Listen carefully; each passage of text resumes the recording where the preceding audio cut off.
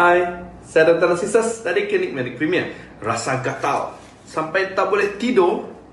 Ini cara kurangkan gatal chickenpox tanpa rosakkan kulit. Gunalah lotion penyejuk seperti calamine ataupun mandian air suam dengan sedikit baking soda.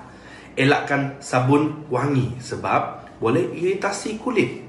Kalau ruam terlalu gatal, doktor boleh beri ubat gatal untuk bantu anda rehat. Jangan garu walau sedikit.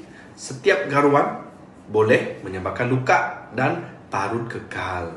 Minum air banyak, rehat cukup untuk bantu badan anda lawan virus. Kalau kulit anda makin gatal atau luka bernanah, datang ke Klinik Medik Premier untuk rawatan segera. Follow kami untuk lebih banyak tips penjagaan kulit semasa chickenpox.